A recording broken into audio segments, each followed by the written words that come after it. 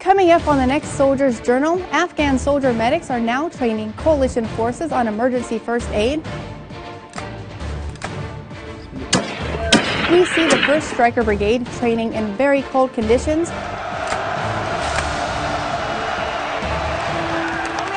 And we meet the last Army cadet to win college football's highest honor. Those stories and more coming up on the next Soldier's Journal.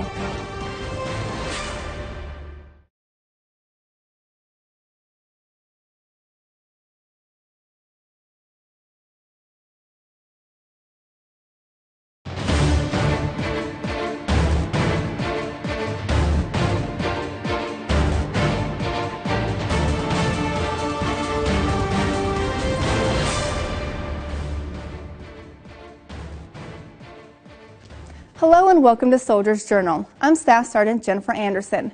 Happy New Year, and thank you for joining us as we cover stories that are all about you, the soldier. In this edition, we see how the Afghan National Army is putting up their big guns during a live fire demonstration. We go to Fort Polk as soldier medics try to earn the Expert Field Medical Badge. But first, we go to Afghanistan and we see how Afghan forces cross language and cultural barriers to provide life-saving instruction to those who need it. Crews of most military aircraft can perform basic life-saving skills, and Afghan service members in Kabul want to be sure their crews have the same abilities. For 3 days, Afghan medics trained Afghan and coalition air crews on emergency care so they could assist with medical evacuations and even help their fellow crewmen in emergencies. 2 months ago, we had a crash. I was one of the co-pilot at the time, and unfortunately, our flight engineers and our crew chief, they injured, and so we helped them like first aid. If there is a crash, you never know who's going to be conscious, unconscious, how the aircraft's going to be sitting on the ground, how it settles, the urgency of the situation with fuel spilling out. So whoever's conscious is going to be pulling as many people out as they can. And at that same time, when everybody is a safe distance, be administering that first line of care. This class will help us because we don't get used to train with that kind of aircraft and to work with Afghan aircrew. So this is a new thing for us. That it will be very easy for us in the future to work with them. Of course, with Afghan and coalition service members training together, they had to work past a few language barrier hiccups. Like one of our American friends, when he lay down, he said, I have a injured arm, so you have to, how you treat me. So I took the tourniquet and put him around him, and at the same time, he said, I can't breathe. So I did the same thing, like CPR for him, and I just put my mouth on his mouth, give him some breathe. So that was funny for me. We good? The fact that they were a lot more interactive, asked a lot of questions to the chief doctor, did a lot more in the role play, and completely took charge in the exercise right at the end with the tourniquets and CPR. Just showed how much they were motivated and how much they wanted to be involved, because the training actually meant something to them, and a lot of them took notes during the day, which is one thing we really like to see. Afghan medics not only better prepared students to assist medical professionals on their aircraft, they also helped the students improve their ability to help fellow crew members in the event of an emergency. Marine Staff Sergeant Jason Price, Kabul, Afghanistan. Afghan forces have plans for future training which will help improve the life-saving capabilities of their air crews. An all-day competition put Fort Wainwright, Alaska soldiers of the 1st Brigade combat team to the test. And needless to say, it was cold. The soldiers of the 1st Stryker Brigade combat team, 25th Infantry Division, Brigade Troops Battalion, recently held the Arctic Forge competition on Fort Wainwright, Alaska. The competition was comprised of 7 events that tested the soldiers' physical fitness as well as their ability to complete basic Arctic warrior tasks. The first event that they started off, and it kicked off about 07 this morning. It was a 1.8-mile run. Then after that, they went to 3 minutes of push-ups and 3 minutes of sit-ups. Then they went into a 10-man Arctic tent competition, and they're testing their Arctic skills out here on the range. Then they go into a Octio pool, snowshoe, and also a cross-country ski. The event provided a unique challenge to all the BTB soldiers who participated. It's really good winter training, so I've actually had a good experience because it's like, okay, I probably would never do this, in the lower 48, and now I actually know how to survive, in situations like this. The Arctic Forge challenged the Grey Wolf soldiers both physically and mentally while simultaneously boosting unit morale. Army Specialist Andy Geisler, Fort Wainwright, Alaska. Mission rehearsal exercises train soldiers for the worst by providing the most realistic training possible.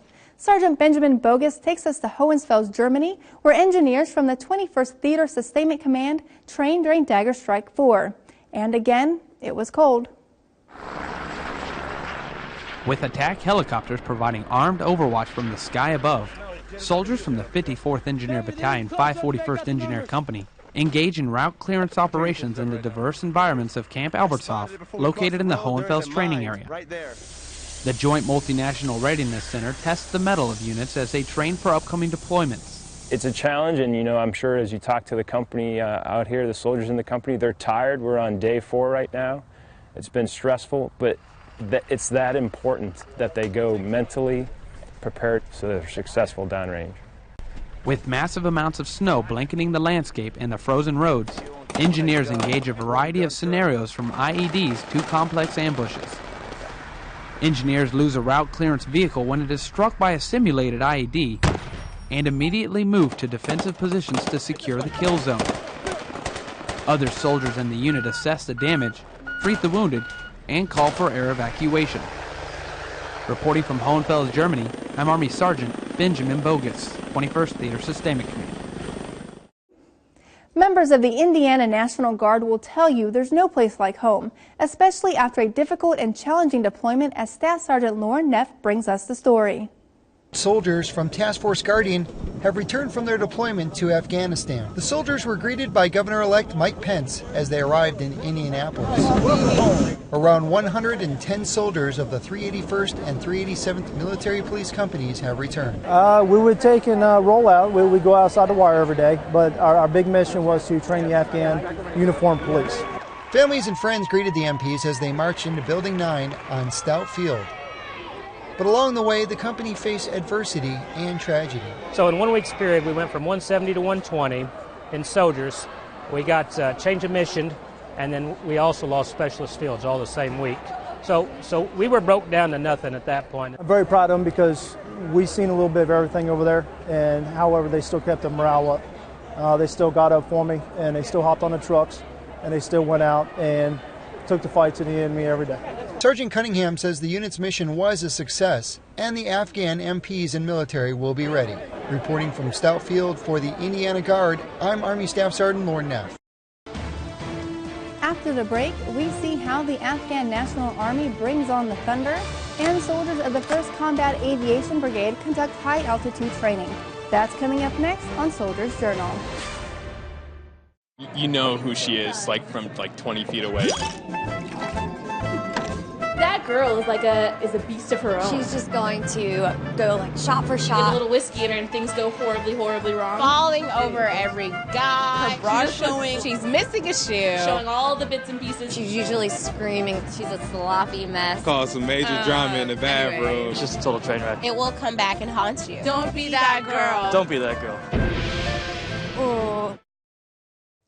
The transition from military to civilian life is a process, not an event, and should begin no later than 12 months before you separate. I encourage you to explore the online job application Heroes to Hired, h28.jobs, from the outset. There you can translate military skills, explore career paths, search for jobs, and more. This is about you and your tireless commitment to our country. Visit h28.jobs to learn more.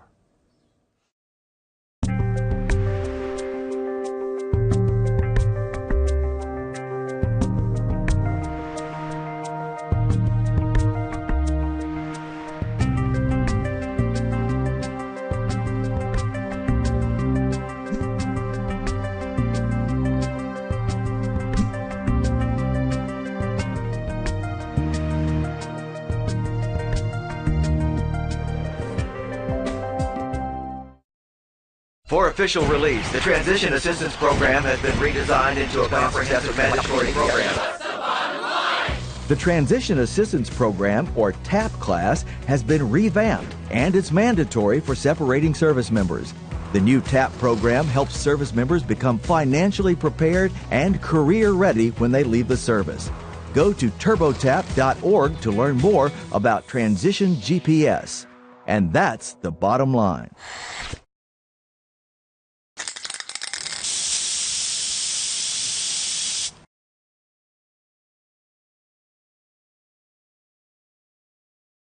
Afghan civilians living near a base in eastern Afghanistan were treated to an explosive morning when an Afghan National Army battalion put months of training with heavy guns to practice. Sergeant Aaron Ricka reports on the exhibition of firepower. Artillery rounds walloped the side of a mountain in eastern Afghanistan as the Afghan National Army demonstrated once again that they are ready to take over warfighting capabilities in their country.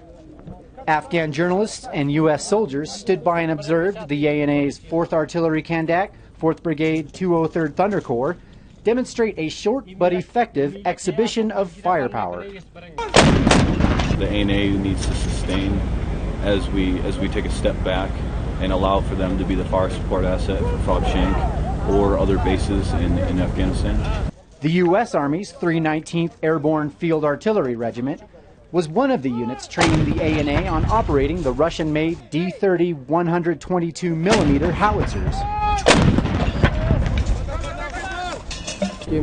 I learned artillery for 8 months. I also teach the lessons I have learned. After the instruction, Kandak cohesion has improved, and both Afghan leaders and soldiers are confident in their abilities. 2 gun teams and forward observing elements performed in almost flawless unison, a result of constant practice and motivated soldiers. I'm completely familiar with artillery command and control. Thank God my mind is becoming very active in this matter. Today's performance was quick, successful, and brave. You can get the job done day or night, regardless of hot or cold weather. Reporting from Forward Operating Base Shank in Logar Province, Afghanistan, I'm Army Sergeant Aaron Ricka. First Sergeant Timothy Jensen has deployed with the 173rd Sky Soldiers 4 times, but this time around he serves for the first time on the rear detachment. U.S. Army Europe's Ann Bowman spoke with him about the new experience. It stinks sometimes not being downrange because you always feel like you can affect more change. But I think what they've realized over the months so far is that the job they do back here is just as important. First Sergeant Timothy Jensen, 173rd Airborne Brigade Combat Team, Rear Detachment First Sergeant. There's so much anxiety that goes along with deployments, both on the soldier side of the house and the family side of the house. We can do our part to ensure that we can control some of that anxiety. The Rear Detachment does this by passing information forward and being accessible to families and soldiers. I've done 4 deployments with this brigade. It's paramount. We support the mission forward, and that's by making sure that our soldiers downrange have nothing to worry about on the home front. It makes their welcome home ceremony just that much better. For U.S. Army Europe, Ann Bowman, Grafenwehr, Germany.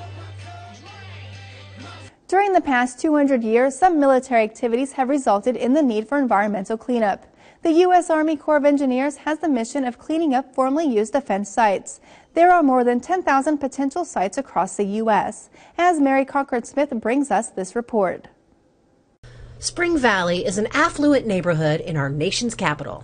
The area has a military history dating back to the early 1900s. During World War I, the U.S. government used the American University Experiment Station to develop chemical agents to support our troops fighting overseas.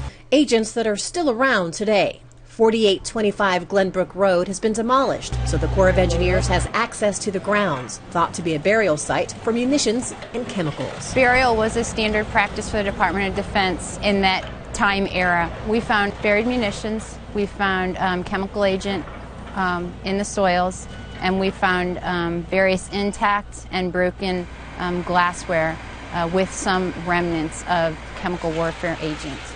For 12 years, the U.S. Army Corps of Engineers has been investigating the area with one priority: Safety is our key priority. This entire project was designed with the safety of the community and the environment as the #1 priority. We have worked very diligently to ensure safety through every step of this process. A process that includes reaching out to residents. We have a very active community outreach team in conjunction with our project team. So we hold monthly Restoration Advisory Board meetings with the community to solicit input and provide monthly updates. Updates that include communicating the ultimate goal of restoring the property to residential standards. And we have a very, very strong team who's worked very closely together to overcome these challenges and implement a remedy that the Corps of Engineers is confident is the best long-term solution for the community. Mary Cochran-Smith, Washington. The U.S. Army Japan Band plays shows to both U.S. and Japanese audiences, but their communication skills go far beyond music. It is said music is the international language, connecting different cultures with no other ways to communicate.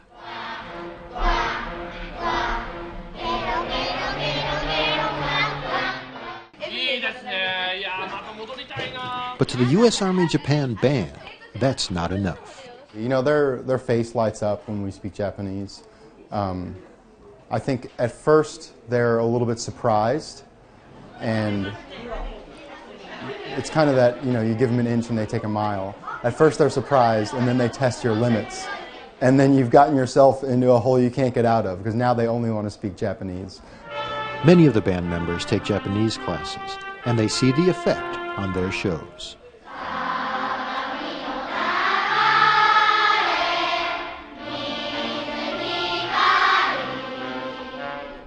Last year it was much more difficult to interact with the children, and this year we're actually getting ready for our Japanese final tomorrow.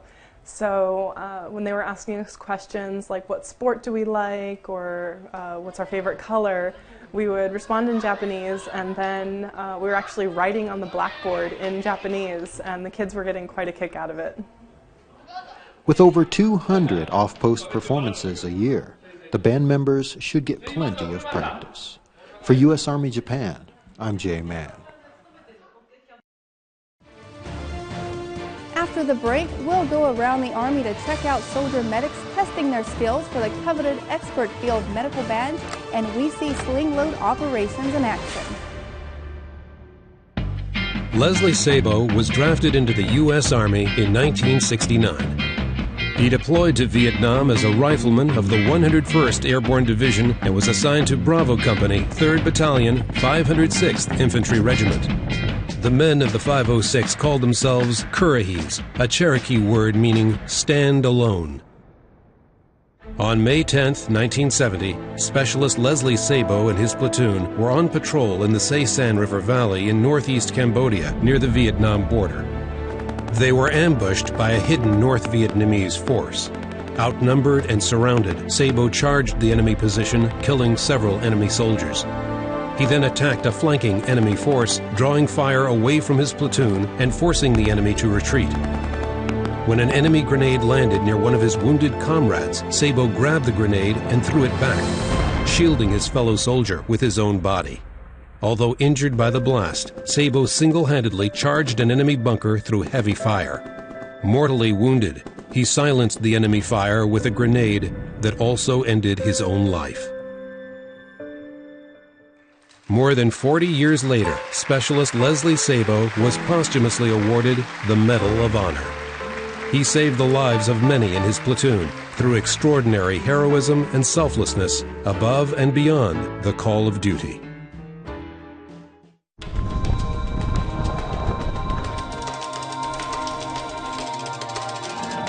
It might be a firefight or a moment of levity.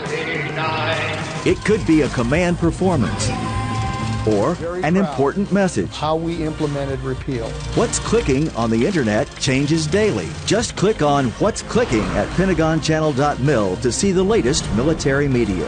What's Clicking, only on TPC. As we go around the Army, we'll travel to Louisiana, Arkansas, and Kentucky. But first we go to Colorado.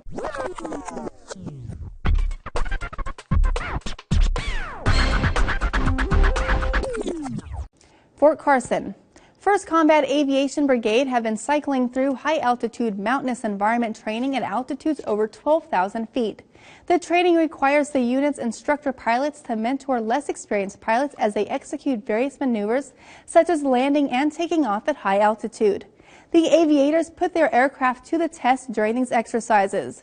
Only at Fort Carson can they replicate the environments they'll be flying in Afghanistan. The training provided at Fort Carson allows air crews to operate effectively and safely in harsh environments. Fort Polk. 2 weeks sequestered in the field, eating rations, studying for and passing a 60-question exam, performing day and night land navigation tasks, and completing warrior communication, tactical combat casualty care, and casualty evacuation lanes. The physical, mental, and emotional strain of this grueling course can take a toll on a soldier.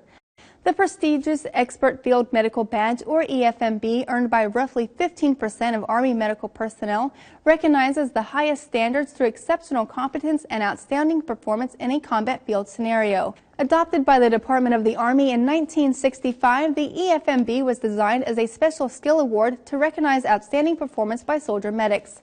Soldiers in the medical career management field, as well as medical personnel from other services, are authorized to compete for and be awarded this prestigious badge. And during this competition at Fort Polk, 131 soldiers started out, but only 4 were awarded the EFMB. Arkansas. Soldiers attending the 233rd Regiment Regional Training Institute's Indirect Fire Infantryman course ended their class with a boom. The final exercise in this motorman's class allowed the soldiers to demonstrate the skills they've learned during the past 2 weeks. They fired 60mm, 81mm, and 120mm rounds. Fort Campbell. Soldiers from the 320th Field Artillery Regiment, 4th Brigade Combat Team, and the 159th Combat Aviation Brigade, 101st Airborne Division, conducted sling load operations with the M777 howitzer and the CH-47 Chinook. As the helicopter approaches the cargo, a soldier stands between the load and the hovering machine. Slowly, the craft lowers itself within a foot of the cargo. Once within arm's reach, the soldier then attaches the sling directly to the belly of the aircraft. This process should take less than a minute. Coming up after the break, we meet the last Army cadet to win college football's highest honor.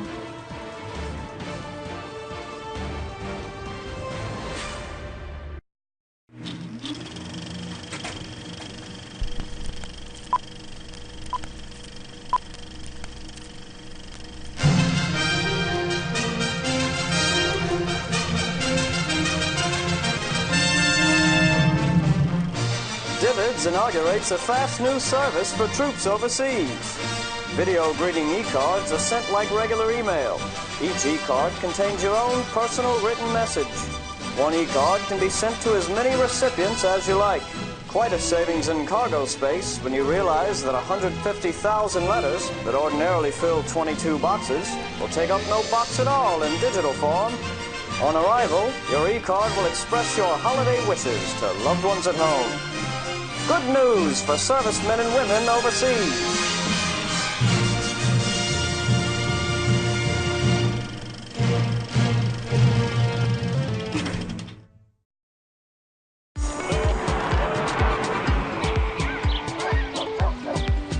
Check out the new Military One Source on the go. The new mobile Military One Source brings all the services of Military One Source.mil to your mobile device, connecting you instantly with counseling, military life articles, career and education resources, and much more. Check out MilitaryOneSource.mil and see what's new. And that's what's happening on the home front.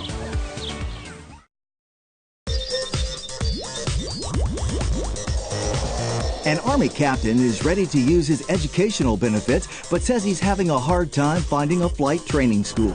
Go to www.ebenefits.va.gov and click the College Navigator link. The College Navigator helps you find schools that provide quality education and support to service members and their families. Questions about your military benefits? Shoot an email to yourbenefits@dma.mil.